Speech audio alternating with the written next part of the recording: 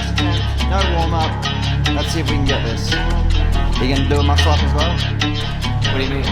Pull over, muscle up. Is that what you want?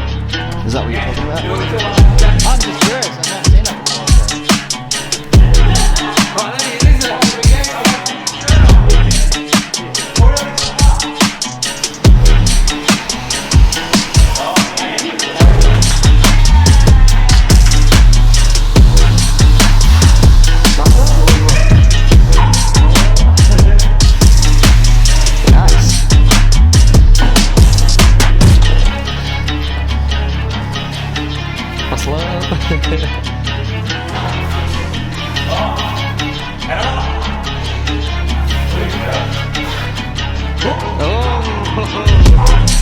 Freestyle.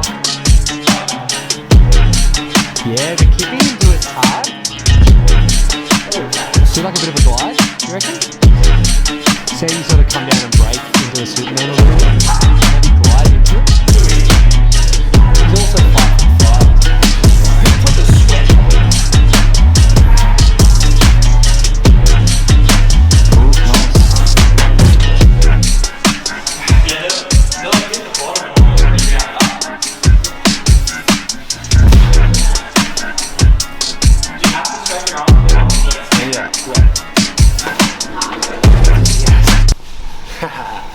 Alright, so when I'm thinking about my pullover,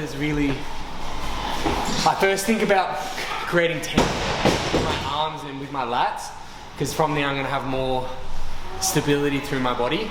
And then as I'm sort of coming up towards the bar, I need to stay, let's say, hollowed through my midline, alright, because that's going to allow me to keep that tension as I'm bringing my legs or body weight over the bar. So for an example, like if I'm here, I would sort of bring tension a little bit, keep my midline hollowed as I'm coming up and over the bar. So same again if I'm here, right, I've got tension, hollow, over the bar.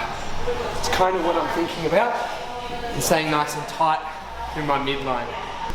Just because I could see that through the screen as well, when you're talking about like tight and hollow, that means you're kind of like this the whole time, which means when you get upside down, this part of your body is already over the bar because you're like a hollow. I feel like a lot of people might get stuck because they get to like here, they don't get over, but if you're like hollow, like that hollow rock, then you're gonna have half your body under the bar straight away. But also the importance of being able to do a strict pull up is probably pretty important for something like this. So like I see a couple people do their first rep where they start with a strict pull up and you've already covered X amount of distance and then you just have to cover the rest. If you can get that bar right here, then it's quite easy. But to have that strength in your arms to get here, and then you're pretty much there by the time you turn upside down.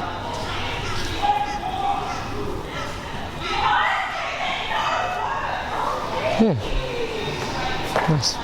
Alternatively, just keep your arms straight. Get into that inverted position, and then you got to do like a little upside down pull up. And that's what's going to cover the rest of the distance between the bar and your hip. Doing it a bit faster definitely helps. So just setting up purposes, I would just grab a box that you could pretty much headbutt the bar.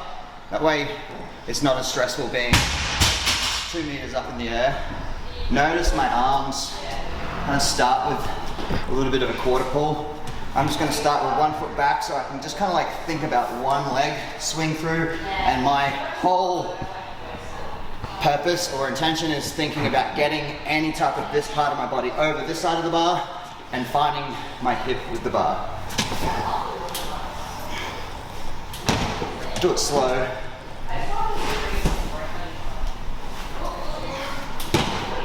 Pretty easily done when you can just imagine most of your body on this side of the bar. You just naturally roll over.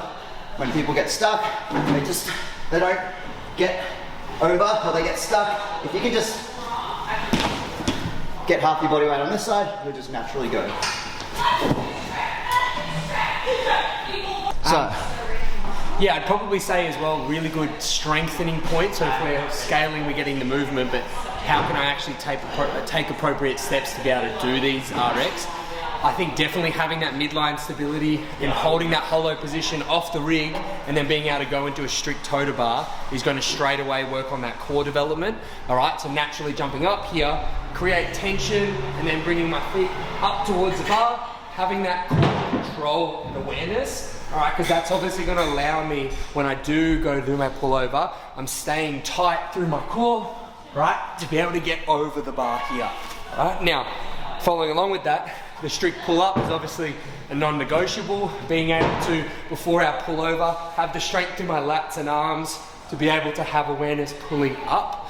And then Greg mentioned before, once we start to put steps together, that strict toe to bar, and then you're going into your like inverted deadlift, I think he calls it, so where you're pulling yourself up towards the bar with your feet in the air, which obviously is starting to combine those two together. So my feet come up, and now I have that awareness to pull up towards the bar, which will be really important for when I do my leg, pull up, so I can get over.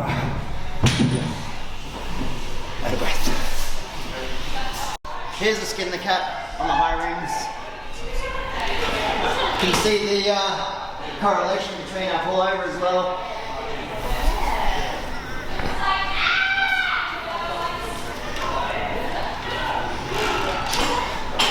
You can see there's a large amount of shoulder extension, which is this.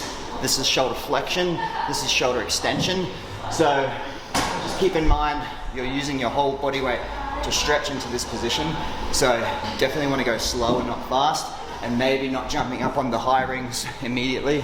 It looks a little bit more sketchy than it actually is. It's actually a really good stretch, but you just want to start safe and low first. So starting with your feet on the ground, just up to here, and then just by having the ground there, you can manipulate this position.